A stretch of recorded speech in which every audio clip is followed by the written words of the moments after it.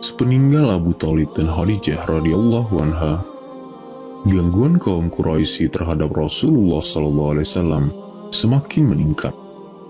Kaum Quraisy tidak peduli dengan kesedihan yang tengah menghinggapi diri Rasulullah SAW. Hingga akhirnya beliau memutuskan keluar dari kota Mekah menuju ke Taif. Rasulullah SAW berharap penduduk Taif mau menerimanya. Harapan Rasulullah SAW ternyata tinggal harapan. Penduduk Taif menolak dakwah Rasulullah SAW dan mencemoohnya. Bahkan mereka memperlakukan secara buruk terhadap Rasulullah SAW. Kenyataan ini sangat menggoreskan kesedihan dalam hati Rasulullah. Maka beliau pun kembali ke Mekah dalam keadaan sangat sedih, merasa sempit dan susah. Keadaan ini diceritakan beliau saat ditanya oleh istri tersayang, yaitu Aisyah radhiyallahu anhuma.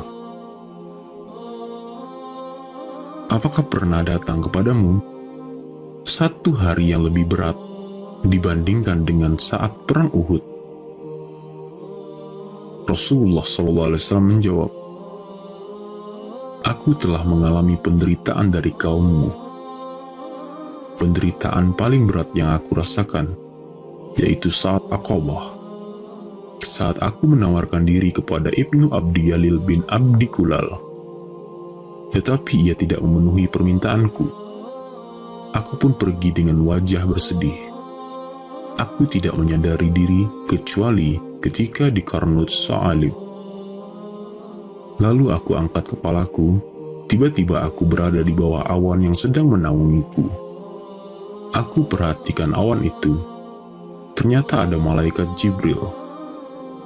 Lalu ia memanggilku dan berseru, 'Sesungguhnya Allah telah mendengar perkataan kaummu kepadamu dan penolakan mereka terhadapmu.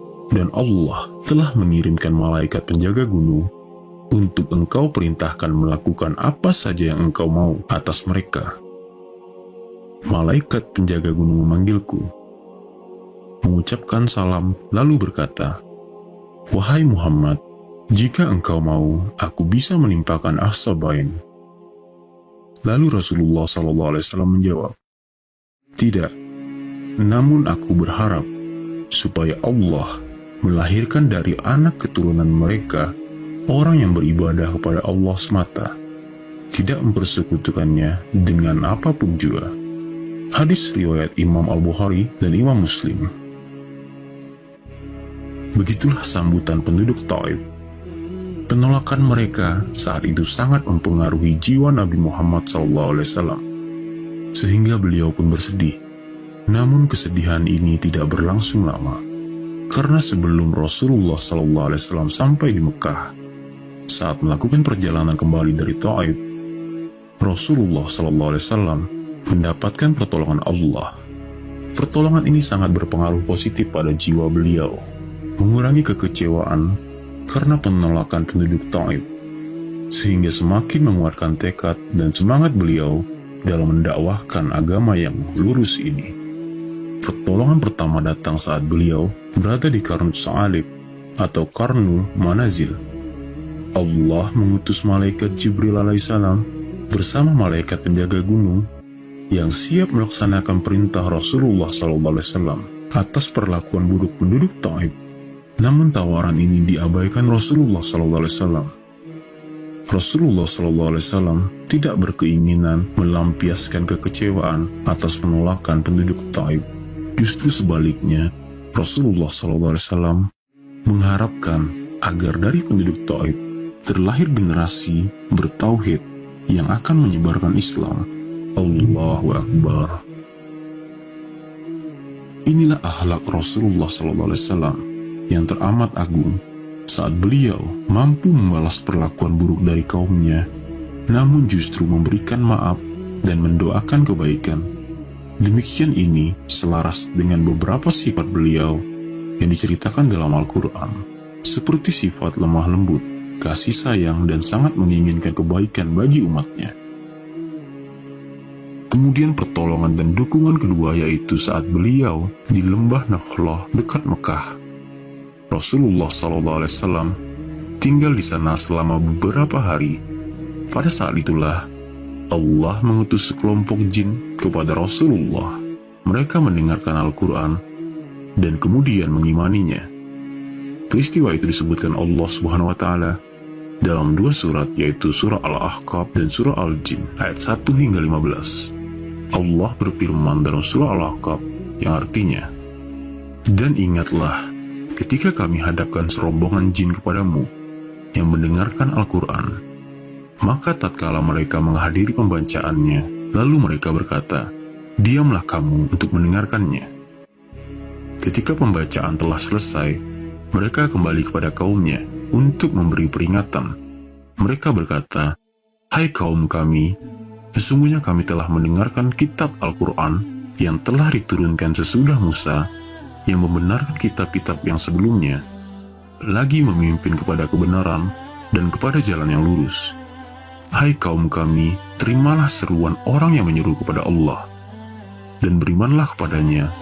Niscaya Allah akan mengampuni dosa-dosa kamu dan melepas kamu dari azab yang pedih." Quran Surah Al-Ahqaf ayat 29-31. Kedua peristiwa ini meningkatkan optimisme beliau, Rasulullah SAW, sehingga bangkit berdakwah dengan penuh semangat tanpa peduli dengan berbagai penantangan yang akan dihadapinya. Setelah kembali ke Mekah, Rasulullah SAW mendapatkan perlindungan dari Al-Mut'im bin Adi, sehingga kaum kafir Quraisy tidak leluasa mengganggunya.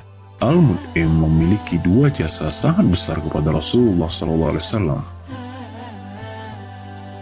Ia memiliki peran dalam perusakan kertas perjanjian pemboikotan yang ditempelkan di dinding Ka'bah. Ia memberikan perlindungan saat kaum Quraisy berusaha mengusir dan mengganggu beliau. Jasa Al-Mut'im ini selalu diingat Rasulullah SAW, sehingga seusai mengalahkan kaum kafir Quraisy dalam perang Badar, Rasulullah SAW bersabda perihal para tawanan, "Seandainya Al-Mut'im bin Adi masih hidup, lalu dia mengajakku berbicara tentang para korban yang mati ini," maksudnya meminta beliau, Rasulullah SAW, membebaskan mereka, "maka tentu aku serahkan mereka kepadanya." Banyak pelajaran yang dapat kita petik dari kisah Thaib ini. Dakwah Rasulullah terhadap tokoh kabilah Thaqif di Taif kala itu merupakan bukti penting menyampaikan dakwah kepada para tokoh panutan manusia. Rasulullah SAW bersikap sabar menghadapi perlakuan buruk para penentangnya. Meskipun mendapat perlakuan buruk, Rasulullah SAW tidak mendoakan kepada Allah agar menurunkan siksa kepada mereka. Namun sebaliknya, Rasulullah SAW mendoakan agar mereka mendapatkan hidayah dari Allah. Perjumpaan jin dengan Rasulullah di lembah Nakhlah merupakan bukti bahwa jin itu ada, dan mereka juga mukallaf. Di antara jin, ada yang beriman dan ada juga yang kafir. Berimannya sekelompok jin tersebut merupakan hiburan bagi beliau. Allah ingin menghibur Rasulullah yang